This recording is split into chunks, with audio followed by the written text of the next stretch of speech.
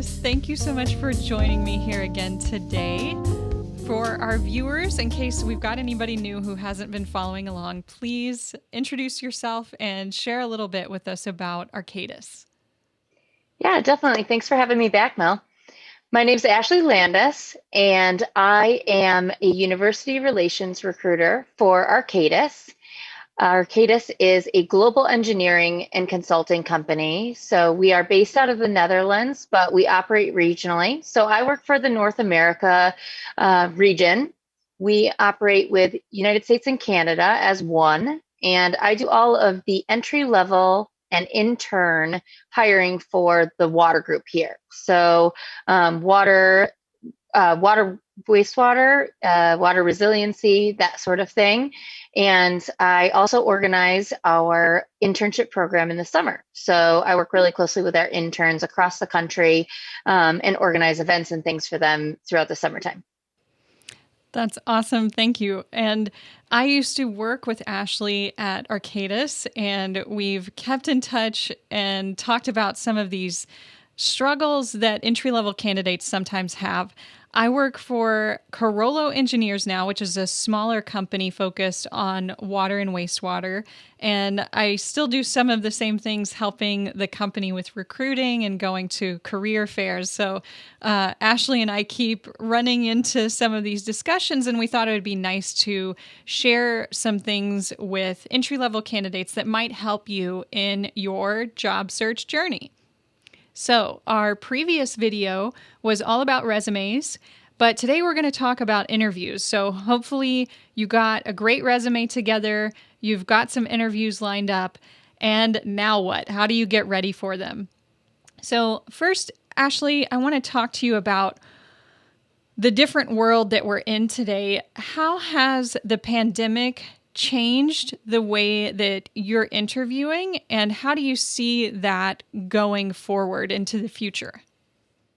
Yeah, it's very interesting to see how everything has changed in the last year. Honestly, I remember a year ago having to cancel interviews because people were flying to different places to interview with teams for entry level positions after they graduate, and everything kind of just stood still. We are lucky that we are a large company and we have a lot of resources and things at our disposal, but I know that a lot of other companies don't have that. We have been able to use Zoom or Microsoft Teams or Skype, all different iterations of things over the years to do virtual interviews. And when we had to go remote with everything and everything kind of stood still, we didn't have to go and implement those. We already had those tools, to use, and a lot of hiring teams had already used those as a step in the process. We just had to pivot and make it the only step in the process. So for the last year, we've been hiring solely on virtual interviews. Our company has not allowed anyone that's not an Arcadis employee into an Arcadis office in over a year at this point. So all of our hiring has been done just via the virtual video interviews, just like we're talking right now. That is fascinating. And I think you probably expect to see that going for a while longer, I'm guessing. Yes. We have a safe return policy, and our health and safety group has, very strict guidelines for people going into the office and things like that. And different offices have eased up at different points over the last year. Obviously, when there aren't spikes in cases in different locations, we're able to do different things. But even with those ease up policies and steps forward to our safe return, we haven't allowed people back in. So I don't see that changing right away. I do think that we'll probably move forward with that. I think that basically every new grad that we hire from this new graduating class will have never stepped foot in an Arcadis office. So it is a very interesting time to be doing this, to be graduating, and it's hard. I know it's hard on students because especially if you're going to relocate for a job, moving to a new city and not being able to visit, not being able to see the people that you're going to be working with day to day, face to face. And I really give all of you students so much credit for, your resiliency in this situation. We thought it was going to be, very difficult to extend an offer and have someone never have come to our office and met our people. And you all have obviously stepped up and been very, very flexible with these new changes, and we've continued to hire. We haven't stopped hiring. So I think I hired close to 100 people last year, even though we were in COVID times, and most of those people never stepped foot into an Arcadis office. I really like what you said about giving them credit, and I've seen the same thing. The candidates are great, very resilient, and Ashley and I are here to help future candidates, hopefully. So let's talk a bit about interviews. So students should expect to have virtual interviews for a while now. I mean, we're recording this in the first quarter of 2021, and we expect to see this trend kind of continue. So let's start with the obvious first. What is important to prepare yourself for in a virtual interview when it comes to appearance? And start with personal appearance and then tell us a bit about backgrounds. Okay.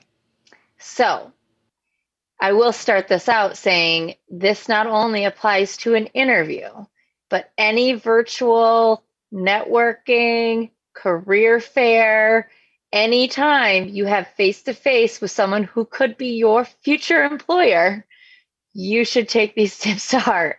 I know that we were all rolling with the punches last fall, like doing all these remote, virtual career fairs, and we were all learning as we went, but there were definitely some things happening that probably shouldn't have happened. One thing is your appearance. You should never roll out of bed and 5 minutes later get on the phone with your future employer. That shouldn't be a thing that happens. You need to get up and prepare just like you would be walking into a high-rise downtown Manhattan for your first job interview. You need to make sure that you are putting the same amount of importance on that interview as you would any other interview. Just because it's through a video and that person doesn't see, you, doesn't matter. Like you need to be able to put your best face forward, because you need to look professional and you need to play the part. One of the biggest tips that I have been telling students is that mindset is everything. And so when you wake up in the morning and you stay in your pajamas all day because you can, because class is remote and everything's remote in the world, you feel differently than if you get up in the morning and you get dressed and you do your hair and you shower, you go to the gym and do your routine that you normally would do. I've been a remote worker for way longer than COVID. And, COVID still got me down because I have a lot less outlets outside of work. But when I get up and I put my makeup on and I do my hair, it makes me feel like life is normal again. So I definitely recommend treating it like a non-COVID day, a non-virtual interview, getting up, doing all of the things, making yourself feel good, getting up extra early, going over the job description, going over your resume, preparing. Like, do not look like you just woke up out of bed. There were definitely some students that came on virtual career fairs last fall that I was like, were you sleeping and then you just clicked on? So don't do that, because I remember you and it's not for a good thing. It's not for a good thing. I really appreciate that. And when you were talking just now about the mindset piece of it, I couldn't agree more. And it reminded me of this really wonderful podcast episode. I just want to quickly share. This episode was so good. Otherwise, I wouldn't bring it up in the middle of talking with Ashley. But Simon Sinek's podcast, A Bit of Optimism, on episode, I think it was 16, where he speaks with his sister, Sarah. It's called Moving Forward with my sister Sarah. She talks about going through a really difficult time in her life. She lost a loved one, and she talked about the importance of, even in the midst of the pandemic, getting up each day and doing, like you said, preparing for the day as if it were a normal day, taking a walk, putting on clothes that she liked.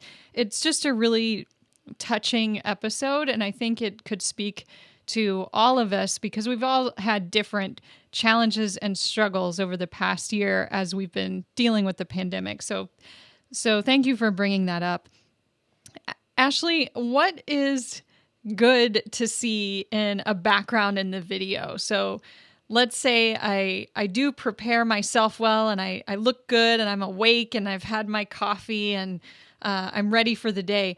What should I consider in the background for a virtual interview? A blank wall is your best friend, Mel.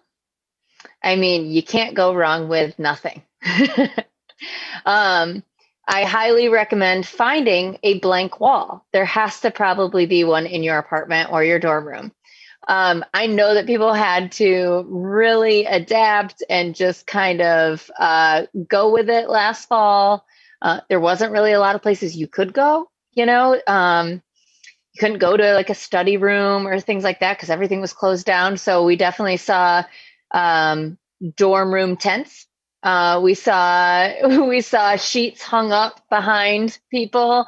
And I thought it was awesome because they were trying to, students were really trying to give that, like to give themselves their own space and to give themselves that blank wall, even if they're sharing a dorm room with, 4 other students or something. So I really love seeing that because they were thinking about it. They were making a conscious effort. There were also students, where you have your desk facing your bed and you've got your bed unmade, or I highly recommend not doing that.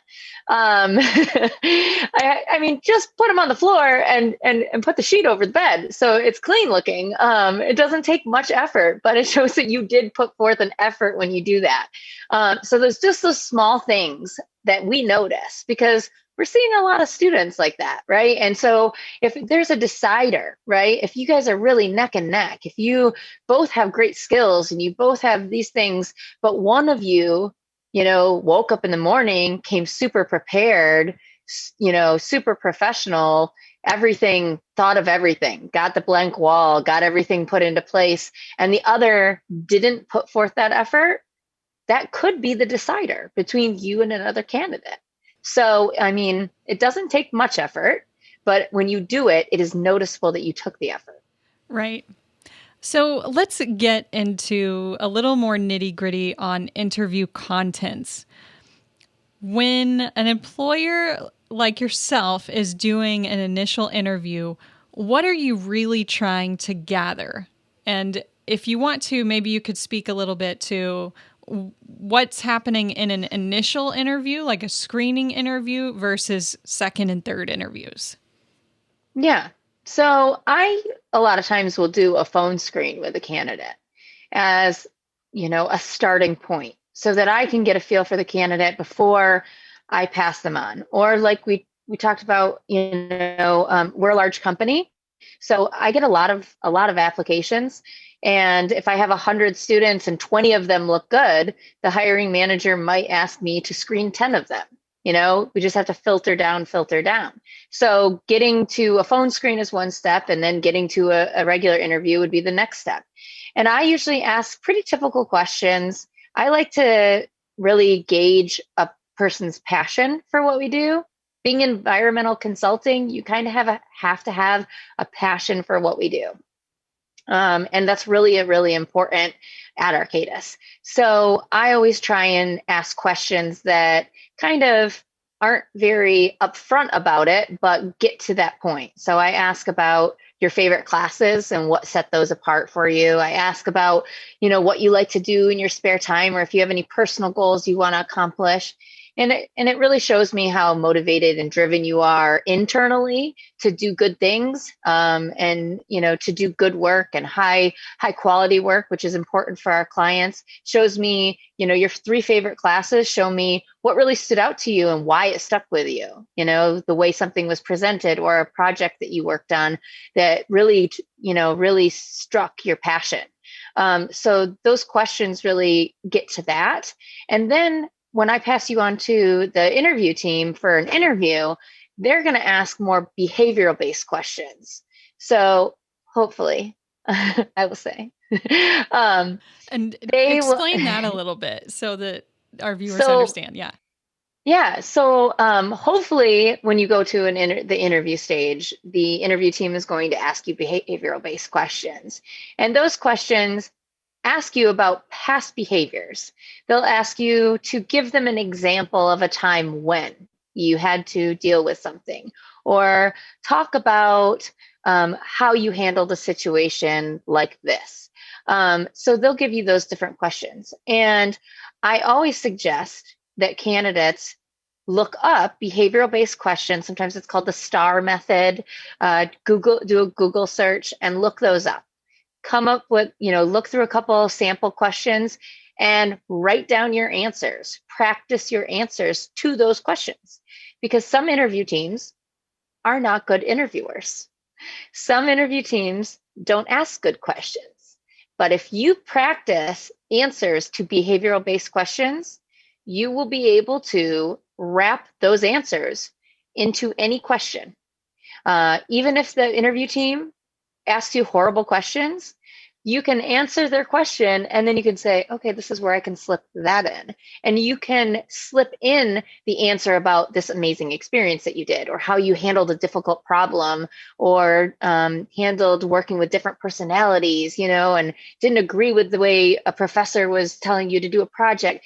Like conflict resolution, all of those things come up in behavioral based questions. And if you've prepared those, it doesn't really matter what the team asks you, because you will have those answers just in a nice little pool in your mind, and you can pull from them whenever you need them, and you can answer questions that they didn't even ask. I'd so appreciate that. And I'm going to deviate from what's in our question list a little bit here, because I think you're coming around to something really important. So when we talk about preparing for an interview, preparing for these types of questions is definitely one aspect of that. Another thing that's important in preparation is coming in with good questions. So tell us a little bit about what you expect entry-level candidates to have researched at a minimum about the company. So I think different groups have different expectations on this, and obviously different companies will as well. I think that a company of our size, we have over 150 offices in the United States alone.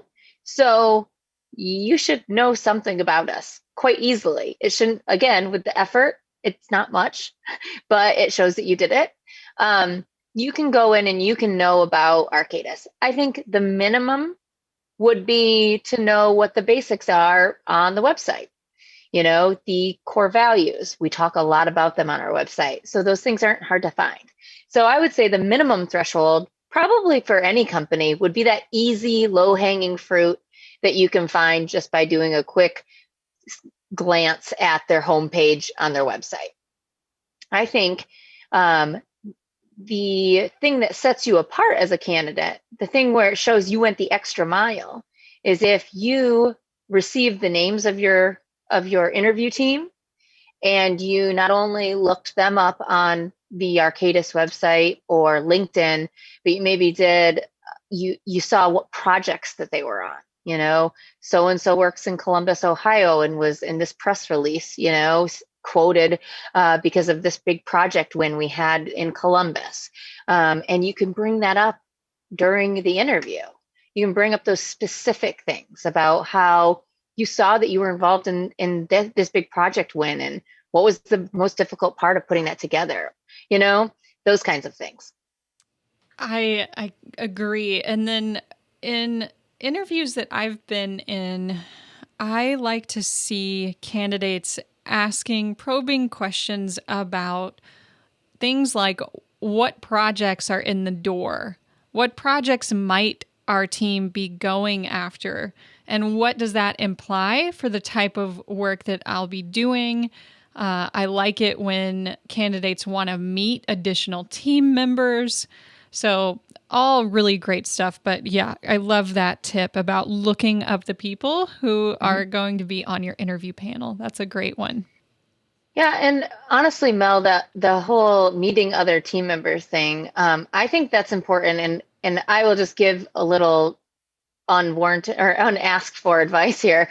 But one of the biggest pieces of advice that I give students is to really ask to talk to as many people as possible, like especially people of your age. We have started doing our interviews across the board with people of different levels of the company, right? So it used to be just project managers because they're the ones who bring the people onto the team, and those are the people who pick who goes on what projects, right? So they're doing all the interviews.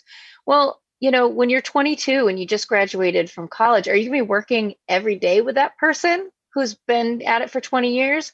Or are you going to be working with the people who are like the more 5-year period people, right? So giving a person a good, solid look at the team that they're actually working on and being able to ask questions of people more their age, more their level of what it's like to work in that position because they were just there.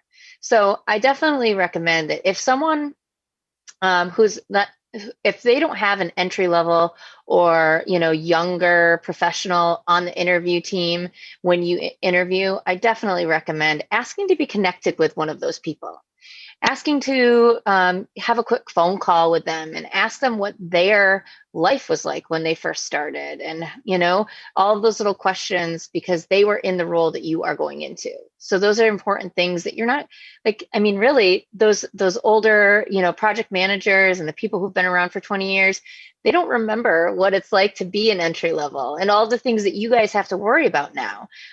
It's a whole different world. So definitely taking the time to do your due diligence and ask those questions and find out those little details of what your work life would be like when you start. Thank you so much for that. So I want to wrap this up with just kind of an open-ended question. Are there any other sort of mistakes or challenges that you've seen for entry-level candidates with these virtual interviews, or maybe any final advice that you would like to offer? Well, I guess one thing that has come up a little bit more so because of COVID, and I think because of, a lot of companies not hiring, there's a lot more competition, there's a lot more people out there looking, and people get a little desperate.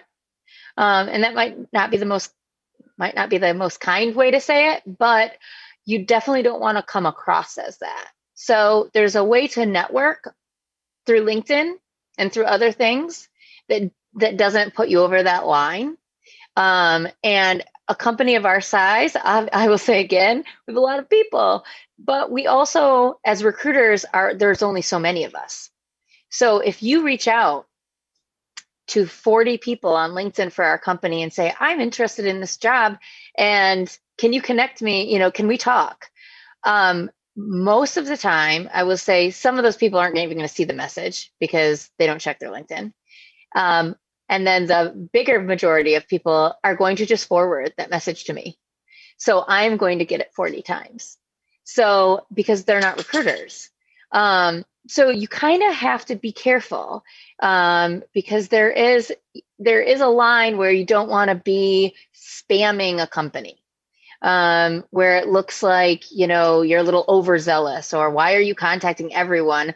In a company like ours, all their time is billable. And there are some people who are lovely to talk to and would love to, chat with you about your career.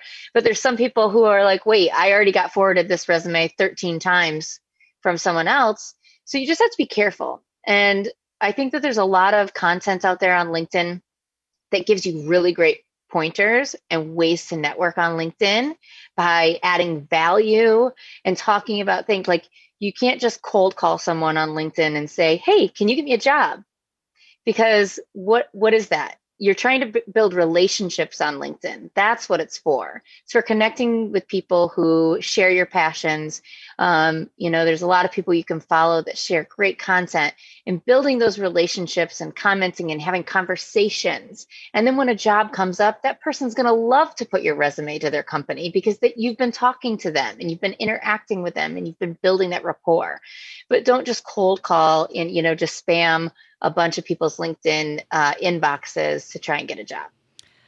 I agree. And I talk about this in a separate video about specifically that networking on LinkedIn. And what Ashley is really getting at is just what she said, building relationships and providing value. So think about how you're approaching another person that is a total stranger to you. When someone is a stranger, how do you want to be approached?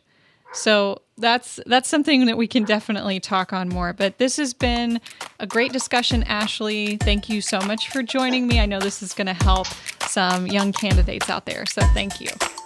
Yeah, definitely. It was great. Thanks for having me, Mel.